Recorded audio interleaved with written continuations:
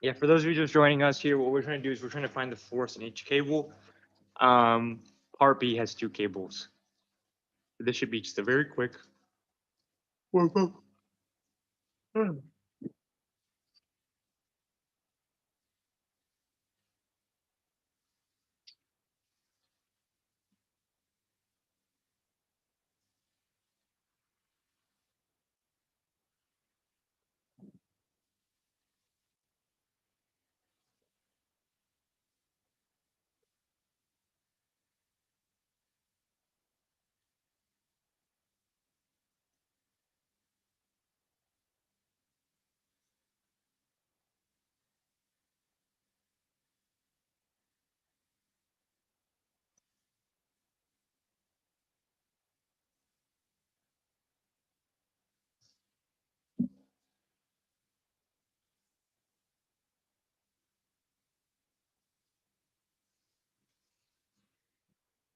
So usually when there's like a 50, when there's like some sort of force that's like written like in this format, it usually just means the weight of the object.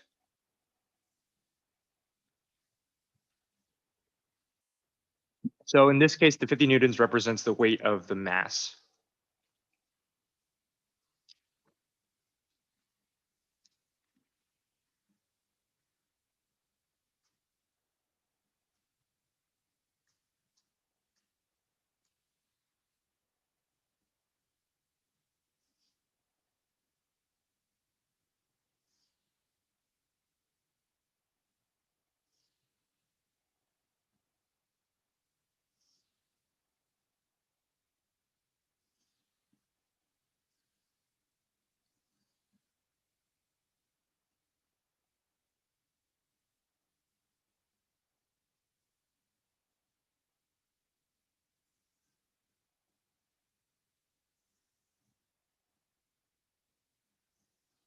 Take another minute or so, and I will.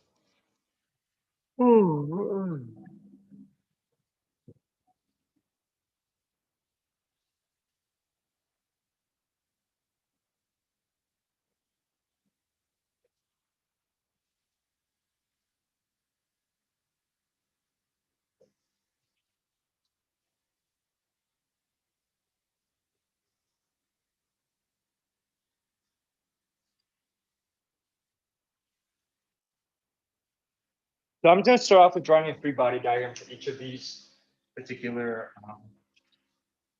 weights. So for the first one, what we have here is we have a weight, we have a mass. It's being pulled down by the force of gravity here. And then it's also being pulled up by a cable. And that's pretty much it for the first one. For the second one, it's almost identical, except this time instead of being pulled by one cable, it's actually being pulled by two cables. And there are two cables here that split the load evenly. And so in this case, the force of tension in each of the cable is going to be identical. And the whole thing will, yeah. Okay, so how do we find the force of tension in the cables? So let's look at part A. So for part A, um,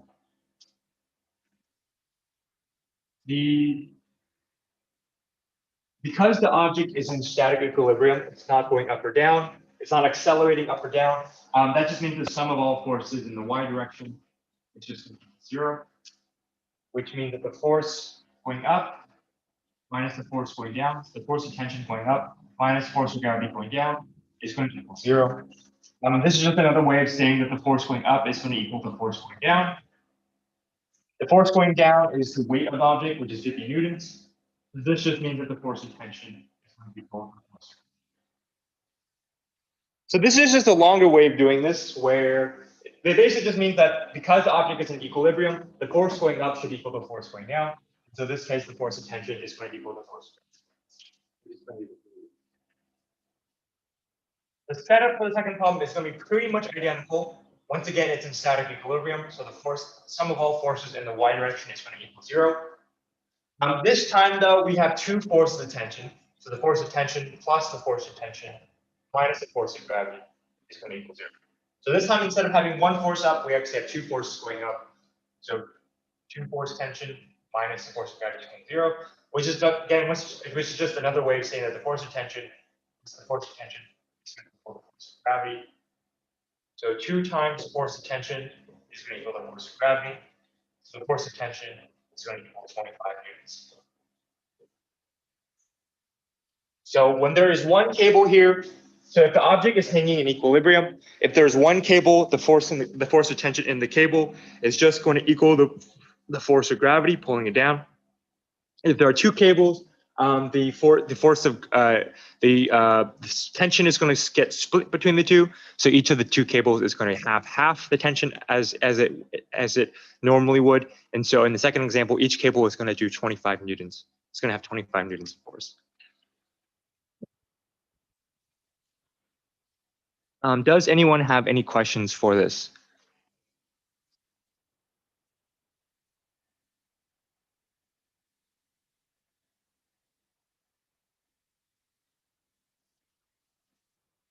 Okay, so what we're going to do today is we're going to continue talking about pulleys and forces in equilibrium. I didn't get to introduce the assignment last during first period, so I don't think we'll get to it today. So we're just going to finish up talking about pulleys and forces in equilibrium. So what we want to do here first is we are going to look at a problem like this, where we have a mass hanging from two cables. So in this case, the mass is so the two cables are attached to these like two poles or walls on the side, and the cables are at a 30-degree angle with respect to a horizontal, and the mass has a mass of 50 kilograms. So what we want to do is we want to figure out what is the tension in each cable. And then I want you to think about how does the tension in the cables change if the angle is only 5 degrees instead of 30 degrees. And then last but not least, is it possible for the cables to be exactly horizontal?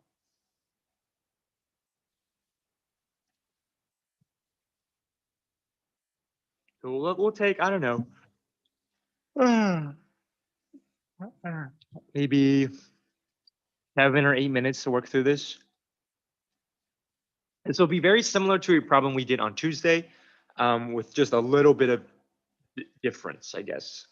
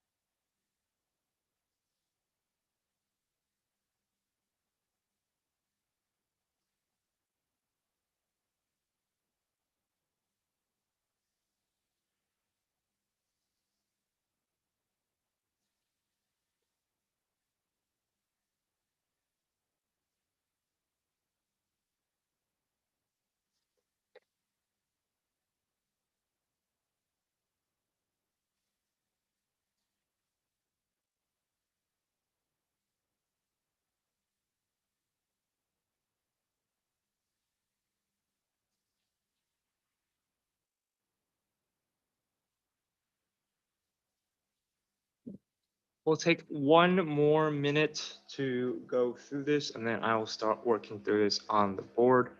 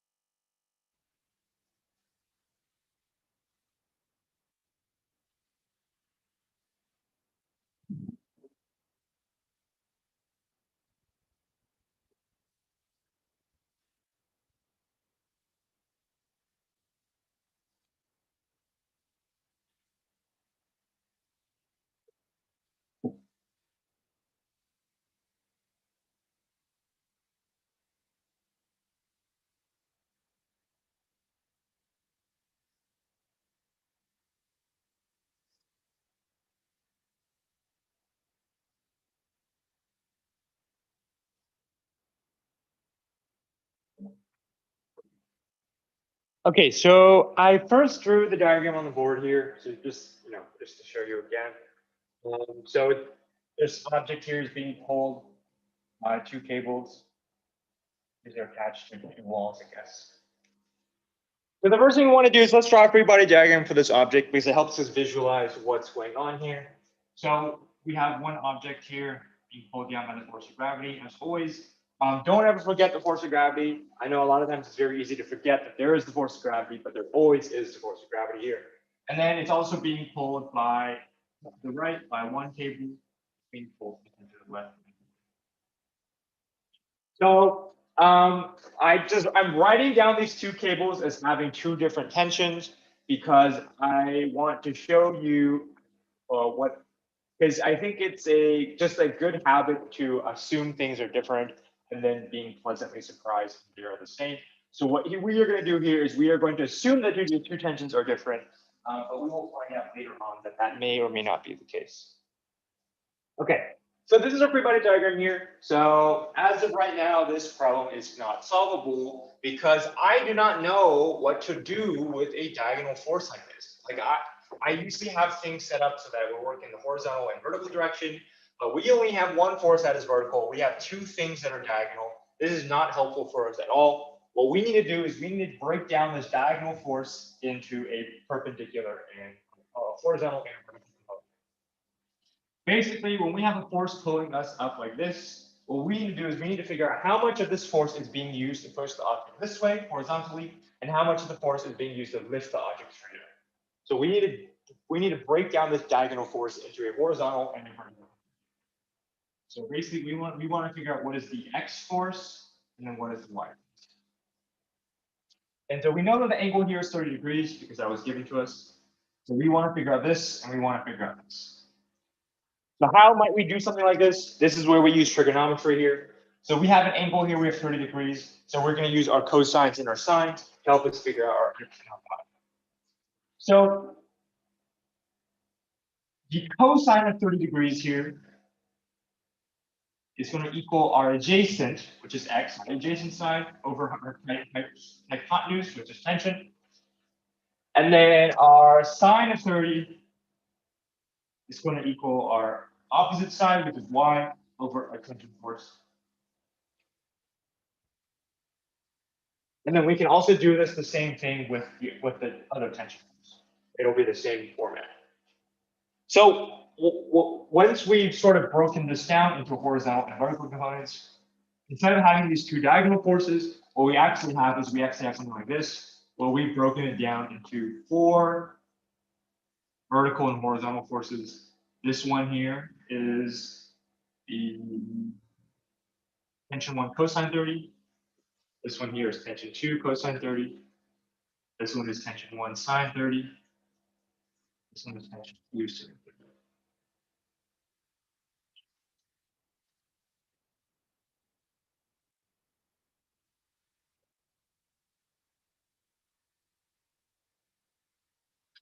So now we have everything in terms of horizontal and vertical forces.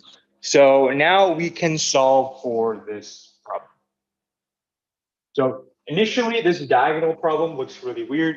once we've broken everything into horizontal and vertical parts, this problem looks pretty solvable. Okay, so now we are going to start with either the horizontal and vertical direction.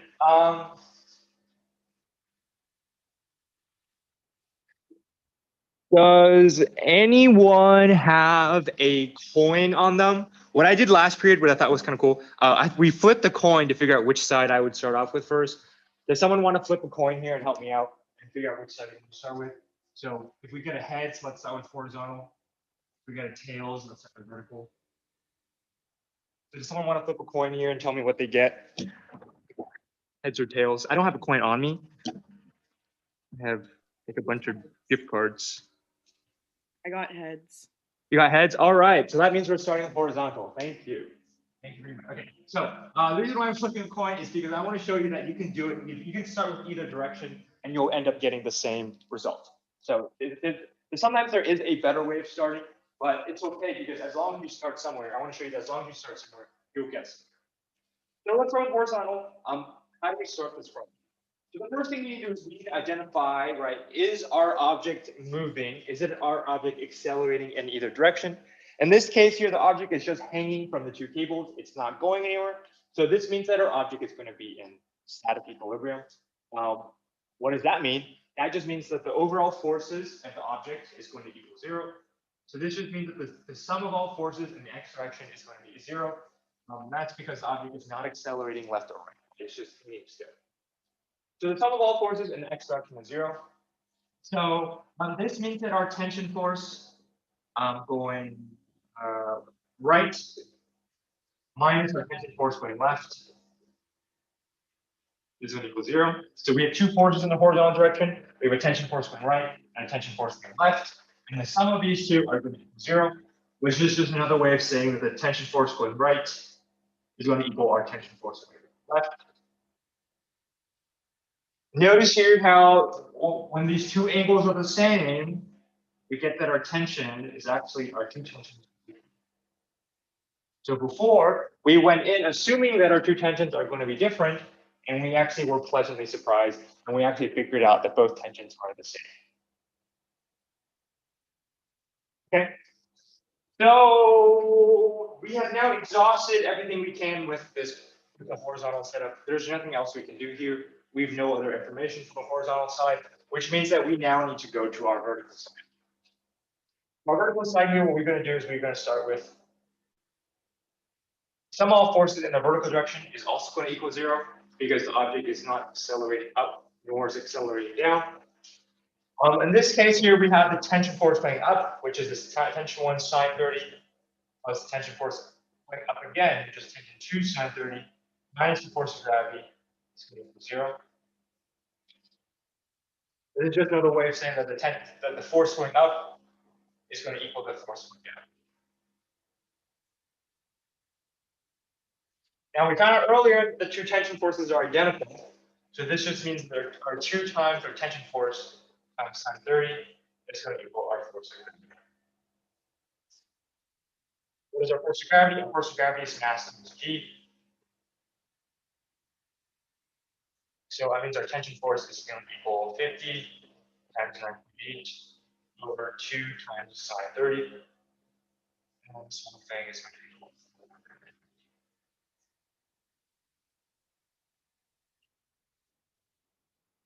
400.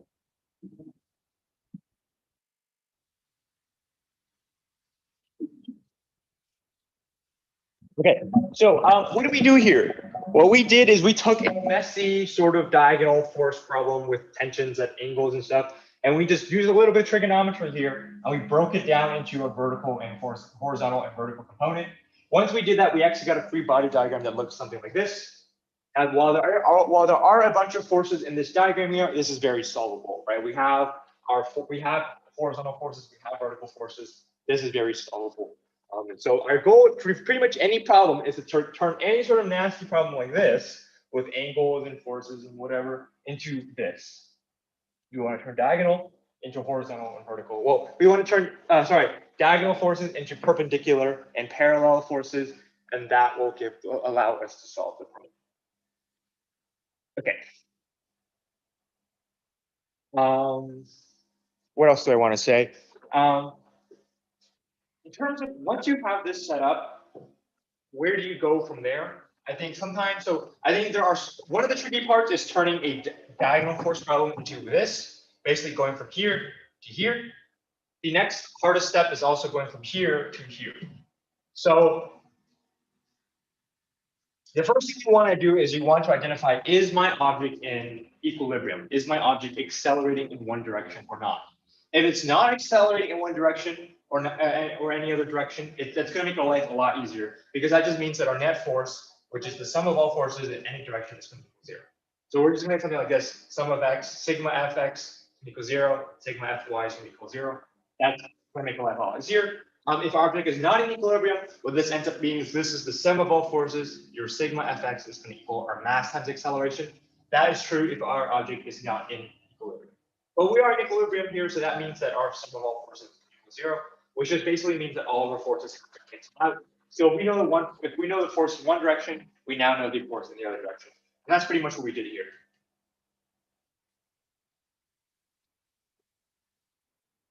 Okay. So what happens if our angle actually gets reduced to 5 degrees instead of 30 degrees? So now instead of this object being hung at these 30-degree angles, now it's actually being hung at this like very like small like 5-degree angle.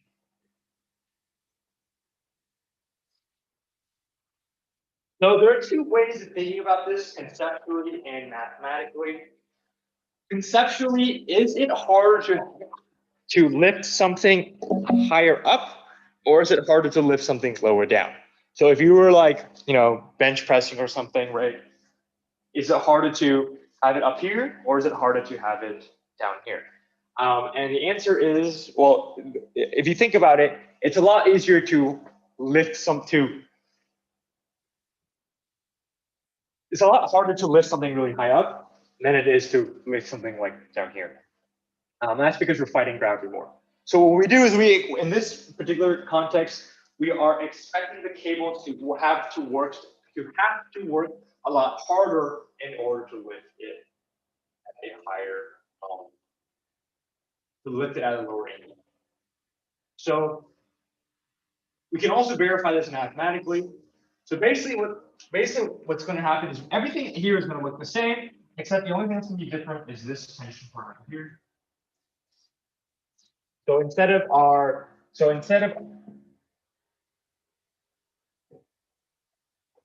this whole thing times sine 30, it's actually going to be this whole thing times. So pretty much when we reduce the angle to 5 degrees, everything is going to be the same except this final answer. So instead of being over 2 sine 30, it's actually going to be over 2 sine 5. And so when we do this out, we get that our tension force is actually 2,811 degrees. So when the angle gets reduced to 5 degrees, the tension force in the cables is actually a lot higher because it has to work a lot harder in order to keep it at 8. Is it because of potential energy?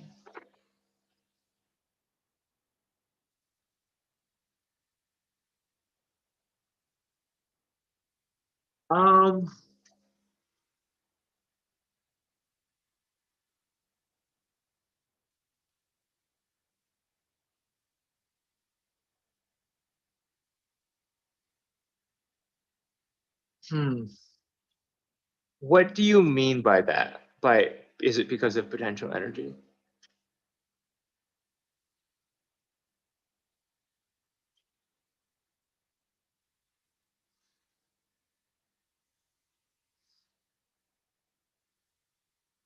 Or I mean, like, I understand it mathematically, but what is the underlying reason why it needs more force? Like, besides just the mathematics. Oh, okay, yeah, okay, I see what you mean. Okay, so,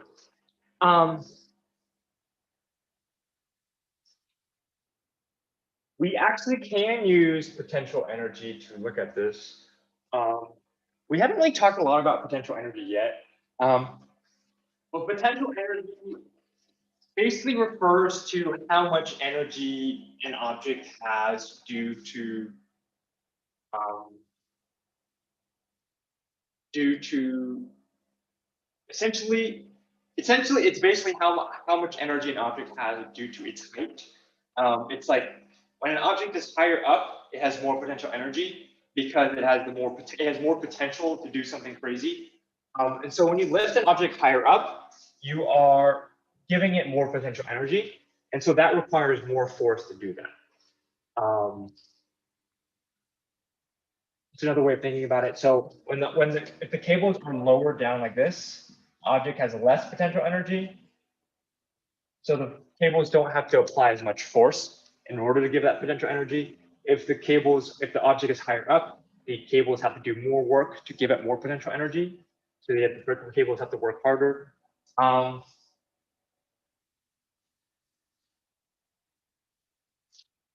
Another way of thinking about this conceptually is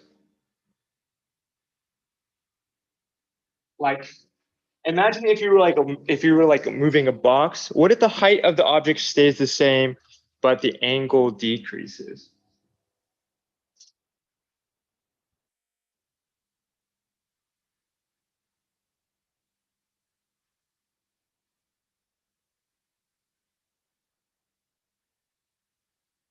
What if the height of the object stays the same, but the angle decreases?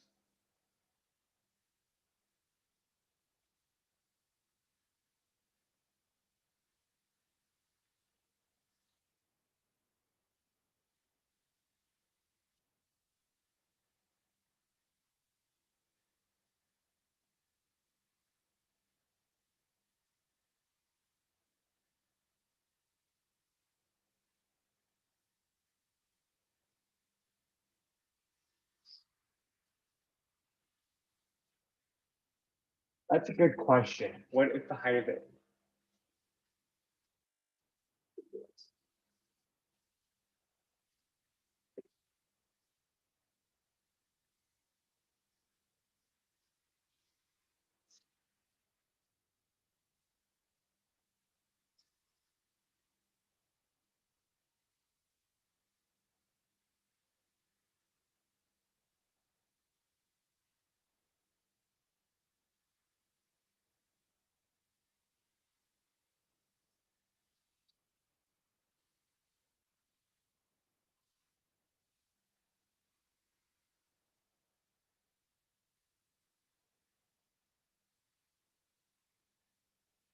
This one's tough to say.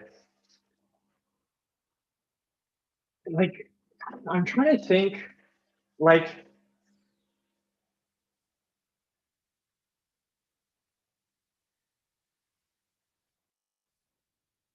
the problem I'm running into when we look at this in terms of potential energy is that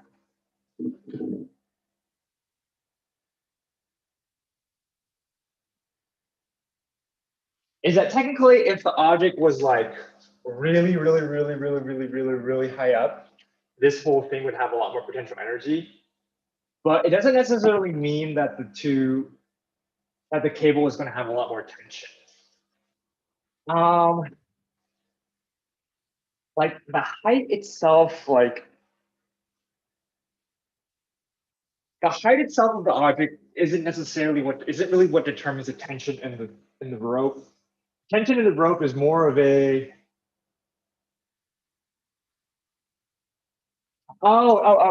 here's okay, no, here's another way to think about it. Okay. So you know how we talked about okay. So here I actually sort of messed this up wrong. I actually messed this up wrong. Here's actually a better way of thinking. Okay. So this basically what you need to do is you need to essentially basically the tension in the ropes need to exert some amount of energy in order to you need to exert some amount of energy in order to keep the object elevated. And in general, the amount of energy an object requires to be elevated is related to the force times the distance. And we haven't learned this yet, but the reason why I want to bring this up is because if the cable is more stretched out, essentially, So if it's at a 3-degree angle, it's going to be more stretched out. So your distance is going to be higher. Whereas if it's a smaller angle, your distance is going to be less. Because it's less stretched out. So if you have a more stretched out distance, the force, what happens is that if the object is at the object requires the same amount of energy, if your distance goes up, your force goes down. Whereas if your distance goes down, your force goes up. So the object with a smaller angle is going to have the cables are going to be less stretched out. So they're going to be less lengthy, which means that the cables are going to have to require more force in order to do this.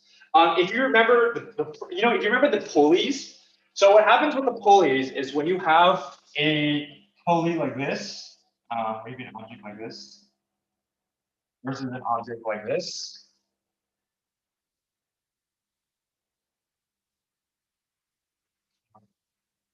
I don't know what the difference. Yeah.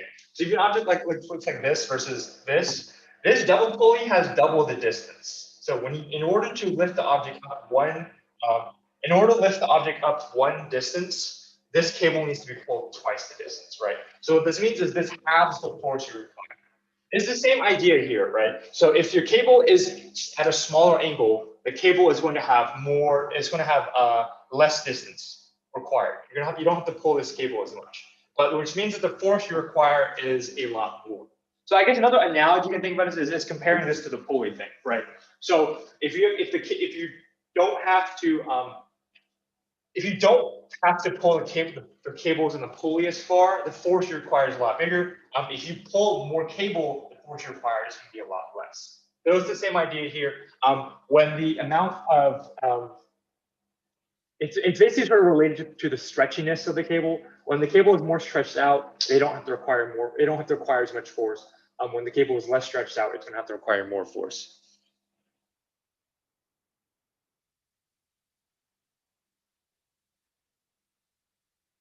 I guess I think that since more of the tension is used horizontally, total force increases.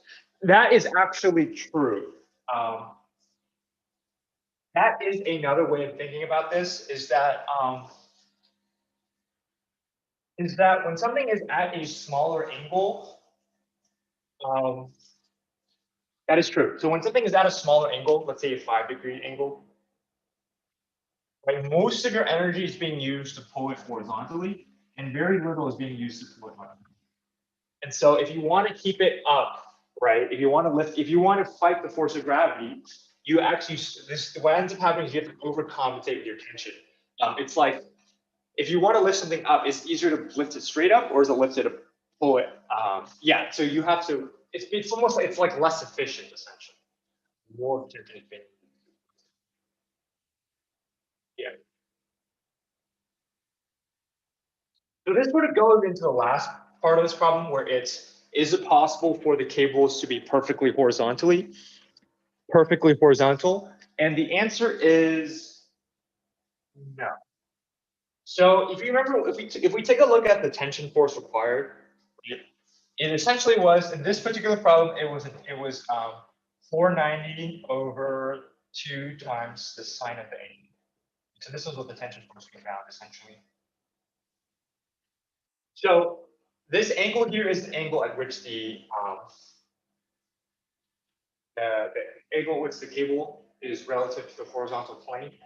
So when the cable is perfectly horizontal, this angle here approaches 0. So what ends up happening is you have something like 490 over 2 times 0. And when something is divided by 0, this whole thing approaches infinity. So in order to lift this thing horizontally, you need to have an infinite amount of tension, which is not possible. Which basically just means that it's physically impossible to lift an object perfectly horizontally, because it's essentially, there's nothing pulling it up. If something is being pulled perfectly horizontally, there's nothing pulling it up. So it's just not possible. In order to make something, in order to pull something perfectly horizontally and keep it up, you need to have an infinite amount of tension, which is not possible. Okay. I feel like I butchered a lot of that. Is there any questions? Anything you want me to go over, explain? I tried, but I feel like I butchered it, and now I feel really bad. No, that was good. Thank you. Okay, okay. Well, that's good. That was great, Mr. Who. Okay, appreciate it. I tried. I tried looking at it from as many different angles as possible. Um, okay, okay. So that sort of covers this particular problem here. What we are going to do now is we're going to look at a different problem here. This time what we have is we have something where it's once again being pulled at with two cables, except one of the cables is perfectly horizontal, and the other cable is being pulled at an angle of 40 degrees relative to the vertical. And we want to figure out what is the mass of the weight. Yeah.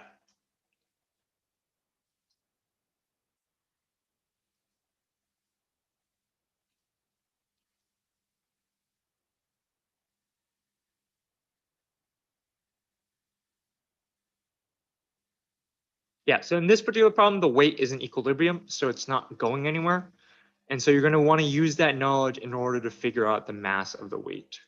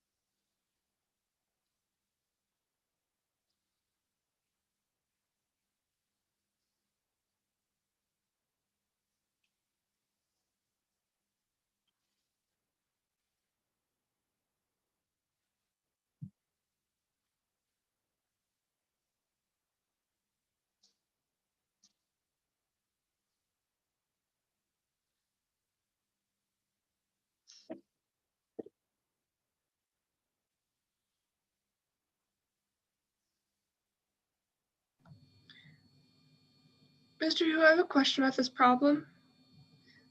Yeah, go ahead.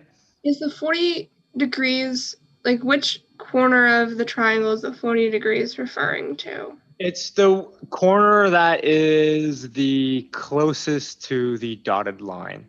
Okay. Yeah, basically the sine of the angle is horizontal and the cosine of the angle is vertical, if that makes sense. Yeah, thanks.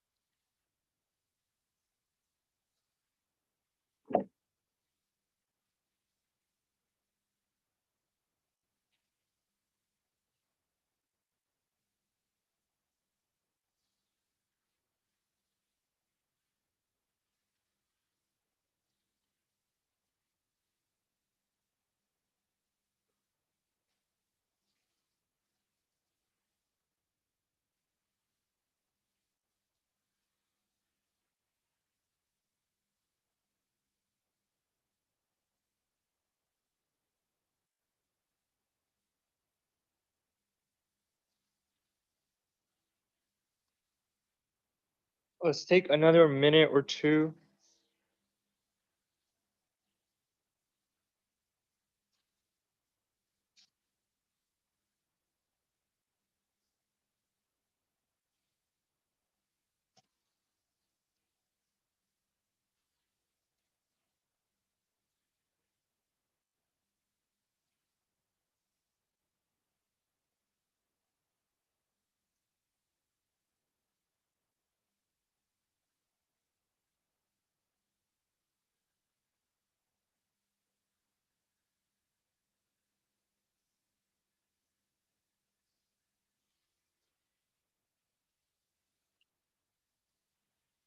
Okay. So what I'm going to do is I'm just going to start with drawing a free body diagram as usual.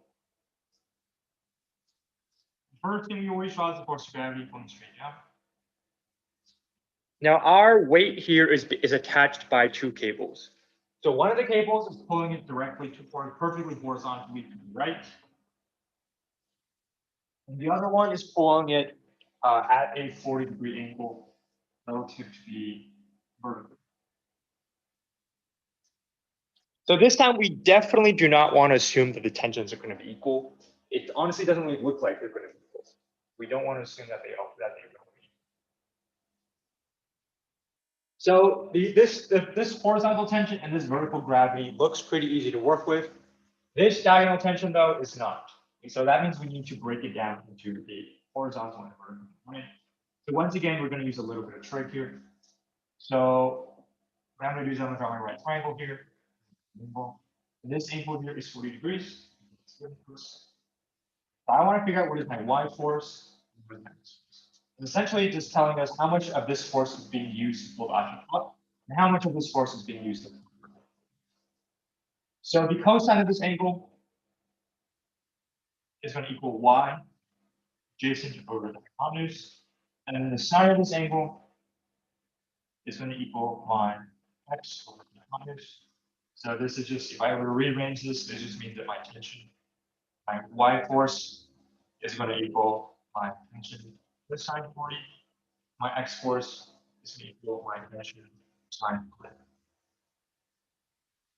So now what we've done is we've successfully broken down this one force into a force going up, which is the force of tension, this one for you, and then a force going left. This is tension. So we turned a problem like this that looks really crazy into a problem that looks like this. So this looks pretty doable. Honestly, this was, now that we've broken it down, this is probably easier than the last problem we did. It just looked way harder. So now what we need to do is we just need to solve for our tension, or not our mass here. But in order to do that, we're going to want to figure out our tension forces. So we have a horizontal and a vertical side.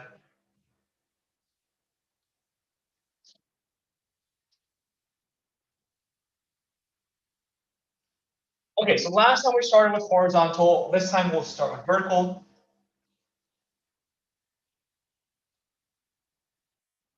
So the object is in equilibrium, which means the sum of all forces in the y direction is going to equal 0. This just means that the force going up should equal the force going down.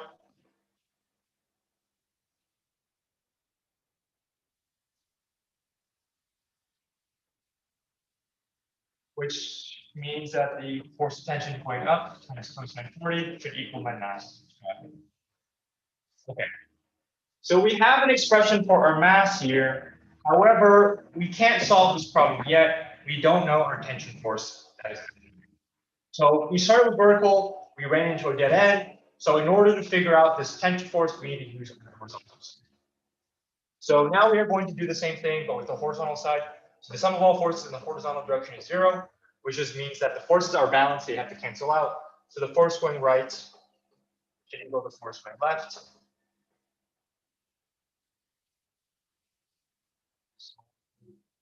So we know that this force is 30.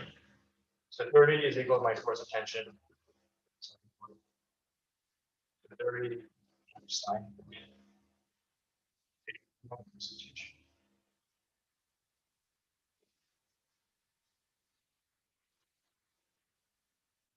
So now I know my force of tension in the diagonal direction.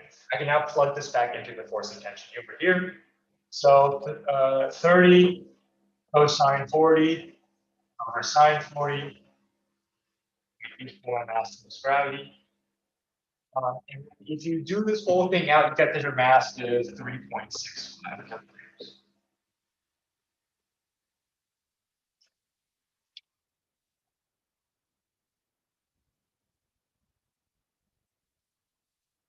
So what did I do here?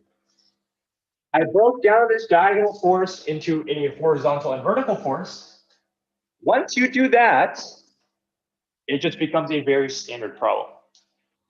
So if I were to give you a TLDR, a 1 second summary of what to do is once you break down a diagonal force into horizontal and vertical components, everything else is pretty much solvable. Yeah. So always break down diagonal forces into parallel and perpendicular components, and the rest of it I know you can do. So that's pretty much it for this problem. Does anyone have any questions about this one? I think I rushed it a little bit, but that's just because once you know how to break it down, the rest of it comes pretty quickly.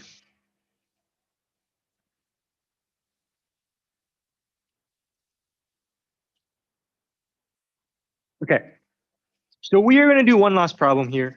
I don't think we'll finish it this period, but we will try. This one is definitely more of a beast. So this problem looks scarily identical to the last problem, except there is one small difference.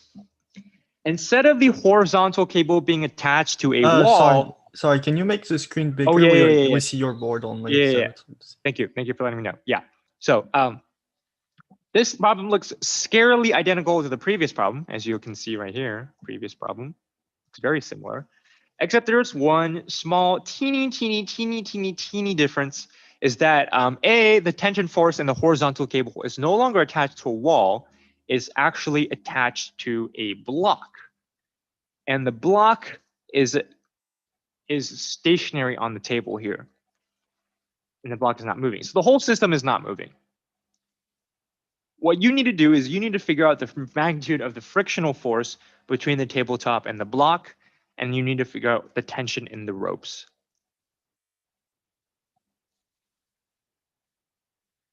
This problem is, I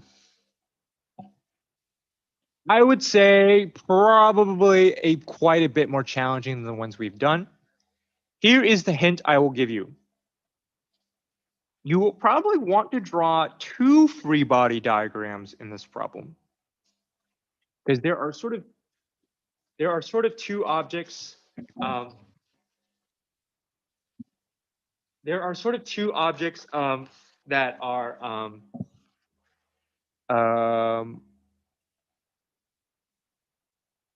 in play here, that are sort of in motion that you need to examine here. And so I would actually recommend drawing two free body diagrams, one for the ball and one for the block, and looking at those separately.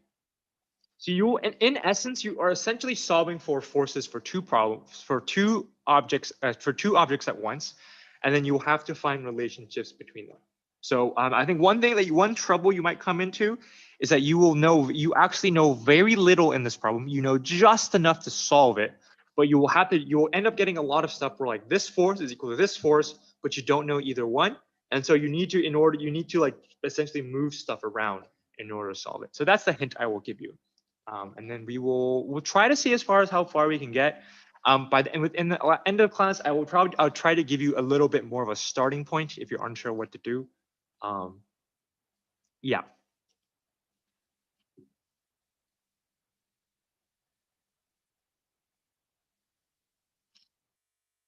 I have a question about this problem. So Yep. T1, is it one long rope that goes from the object on the table to the ball, and at some point is stopped by T2? Is that what's going on? It's Or is there like three ropes?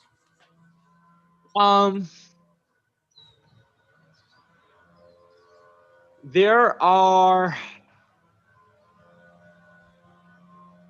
you can think of it as,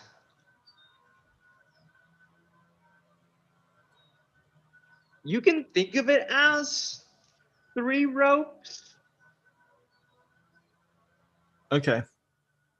Let me look at the previous problem. Yeah, so in the previous problem, okay, so let me put it this way.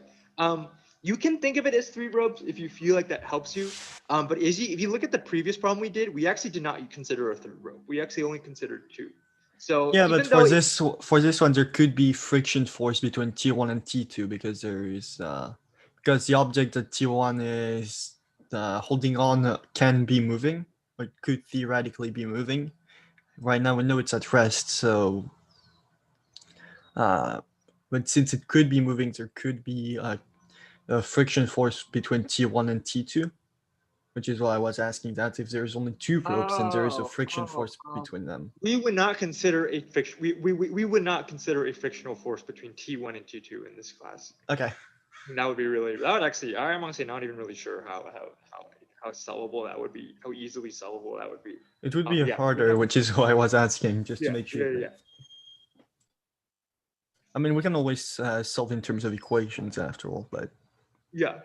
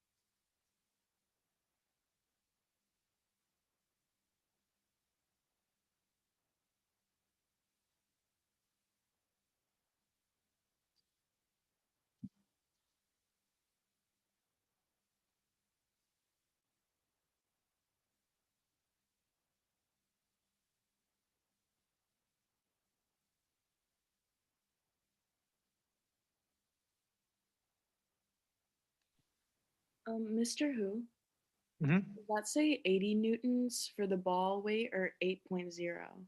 8.0. Okay, thanks.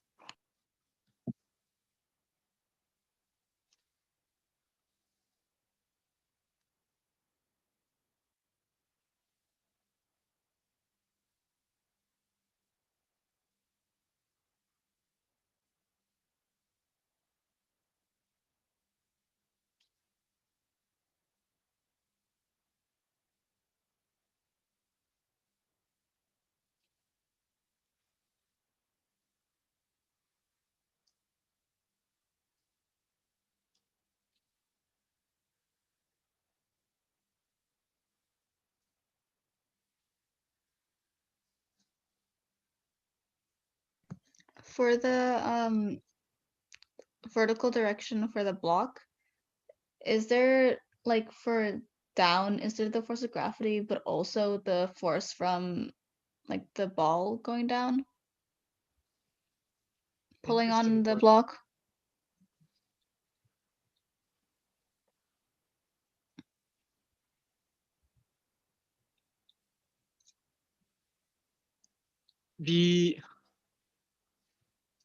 How do I explain this? The ball going down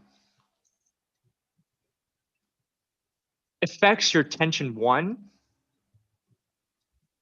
It doesn't, the ball going down does not make the block go down. instead of the ball going down, pulls on the tension 1 cable, which pulls the cable to the right. It's like if one object is going down, it's pulling the object to the right. I think the question is for the force acting down on the ball, is it 8 or is it 8 times 9.8? In total, it's 8. Yeah, so the force of gravity on the ball is 8.0 newtons. So 8.0 essentially is equal to m times g for the ball.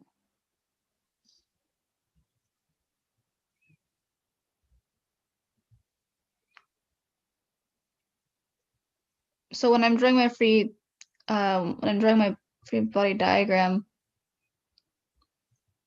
force diagram, for the block, like I have like T1 going right, and then going down, I have force of gravity, but I don't know if I should have another force going down from the rope on for the ball. Okay, yeah. So the rope from the ball is just T1. It's just your tension 1. Okay, so I don't have a second thing going down.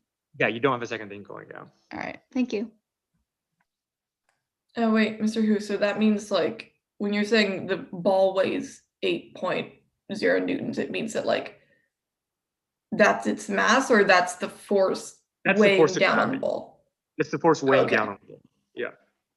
Okay, thank you.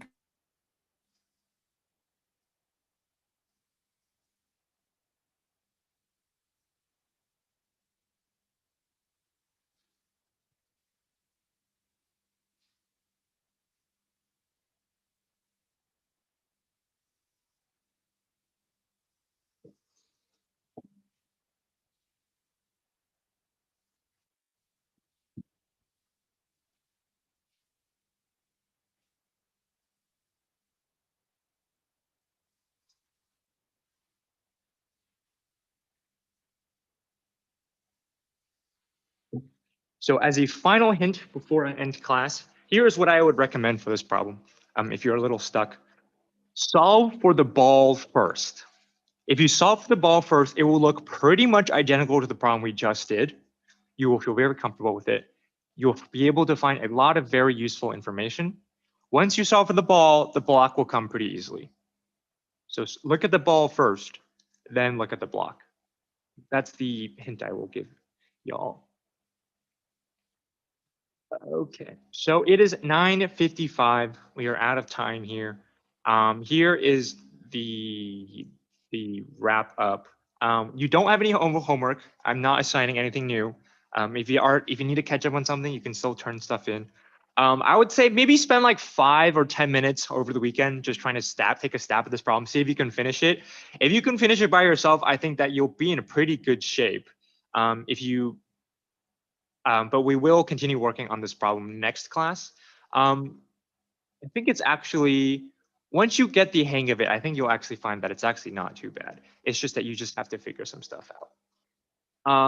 But that is pretty much it for today. That's it for today. I will see you all next Tuesday. Thank you. Thank you, Mr. Hu. Have a nice weekend. Yeah, we will go over the problem next. We will go over the answer next class. Yeah. Okay. Yeah.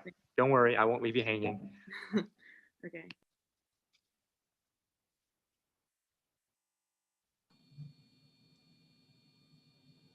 I think I solved it and I sent what I got in the chat to you. Did I? I have it also in like exact numbers, but I didn't know how to type out square root in the.